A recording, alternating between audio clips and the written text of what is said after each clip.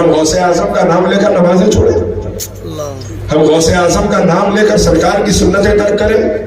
ہم غوث اعظم کا نام لے کر حرام کمائیں؟ ہم غوث اعظم کا نام آئے تو یا غوث المدد کا نعرہ لگائے، غوث کا دامن کہا جائے تو نہیں چھوڑیں گے کا نعرہ لگائے، اور ہمارے نوجوان مائٹنر لے کے گلیوں میں گھومتے ہوئے نظر آئے، کیا بات ہے، ہمارے نوجوان شراب پیتے ہوئے نظر آئے، ہمارے نوجوان نشے کے عادی نظر آئے، اپنے آپ کو غوث اعظم کا غلام بھی کہے۔ ایک بات یاد رکھیے، یا تو دن ہوگا یا تو رات ہوگی، دونوں ایک جگہ جمع نہیں ہو سکتے، یا تو گمراہی ہوگی یا تو ہدایت ہوگی۔ غوث اعظم کی غلامی ہدایت ہے، ہدایت ہے، اور جب ہدایت ہے تو یہ گمراہی نہیں ہو سکتی۔ نوجوانوں اپنے آپ کو بچاؤ، ان گندگیوں سے بچاؤ۔ یہ آج سستا نشہ ہو گیا ہے، شراب کی دکان پہ جانے کی ضرورت نہیں، دستی میں وائٹنر دارا سن لیتے پھر رہا، اور کوئی عزت کی بات ہے، بولا کوئی عزت کی بات ہے، شراب پینے کے پھر رہا، چلا تو ایسا دکھ رہا پیسے ڈوں گے اس کے، ایک نظر ادھر ڈال رہا، پیر ادھر ہے، ادھر سے پھر ادھر جا رہا، ایک پیر پیسے ڈوں گے تو ڈھونڈ لیتے ہوئے جاتے نہیں، ویسا جا رہے، اور گھر میں جاتے ہی بیوی کو مار رہے، بچوں کو مار رہے، دن گھر بہت اچھے اخلاق کے ساتھ نظر آیا، گھر کو جاتے ہی جیسا گھر میں داخل ہوتے ہی بچے چھپ رہے، فرعون آ گیا، بیوی پریشان ہے، فرعون آ گیا، آپ چھپ جاؤ، مارتا میں تو آج مارا کل مارا، خدا بھی 8-10 بار کھا جاتے ہیں، اس کے بعد پلٹوار شروع ہو جاتا، اور ہوتا ایسا صبح اٹھ کے نشانہ دیکھے تو سمجھ میں آتا، ارے یہ مار کیسا لگے میرے کو، یہ نشان کیسا آ گیا میرے کو، آتے آتے گیٹ کن گر گئے تھے جی رات میں، ہم لوگ پکڑ کے لائے تھے، ہو گیا قصہ ختم۔ صحیح ہے غلط ہے؟ یہ سرکار کے غلام کی شان نہیں ہے، غوث اعظم کے غلام کی یہ شان نہیں ہے۔ ہماری شان تو ایسی ہونی چاہیے کہ ہمارے اخلاق، ہمارے کردار کو دیکھ کر دنیا کہے کہ جب غلام کی کردار کا یہ عالم ہے تو آقا کی شان کا عالم نہ ہو۔ اخلاق ایسے ہونے چاہیے میرے بھائی، برادران عزیز، سنبھالیے اپنی زندگیوں کو۔ اس قوم کے جنازوں سے دونوں دنیا کو اسلام سمجھ میں آتا تھا۔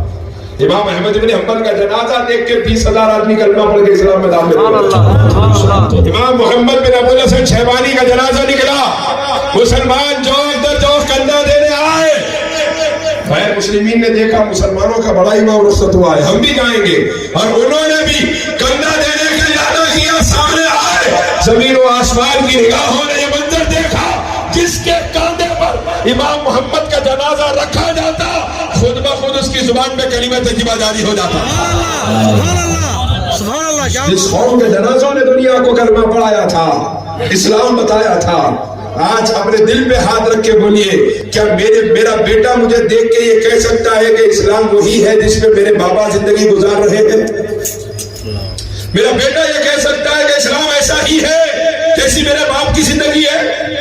میری بیٹی یہ کہہ سکتی ہے کہ اسلام وہی ہے جیسی میری ماں زندگی گزار رہی ہے؟ بچے بڑے ہوئے تک دیکھ رہے، امی کی لڑائی خالہ سے نہیں تو چاچی سے نہیں تو دادی سے، کوئی بھی کم پڑ گئے خاندان میں تو پڑوسی سے، اور ابا بات پہ لڑتے تھے۔ بچہ بڑا ہو گیا، آپ بڑے اچھے اخلاق والا نکلتا، آپ بچپن سے یہ کھلائیں گے پلائیں گے تو بچہ اچھے اخلاق والا نکلتا۔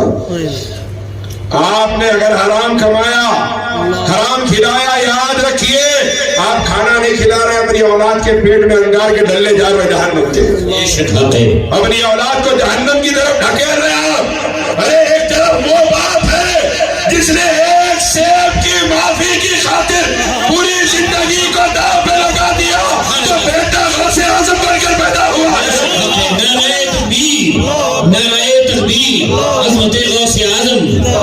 دوسری طرف ہماری زندگی ہے، روزانہ بچے سوچ رہے، امی بول رہے پڑھنے جاؤ، بوچھا مسجد میں پڑھا رہے، مسجد میں نہیں پڑھا رہے، گھر پہ آ کے پڑھاتے، بوچھا گھر پہ آ کے بوچھا پڑھا رہے، جاؤ پڑھو، ابا ڈرا رہے جاؤ مسجد میں پڑھو، امی ڈرا رہے جاؤ پڑھو، قرآن پڑھو، قرآن پڑھو۔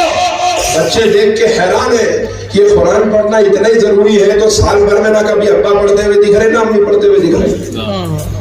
صحیح بول رہا ہوں غلط بول رہا ہوں؟ ایران دوران کی تو نہیں بول رہا نا، اپنے پاس کی بول رہا ہوں۔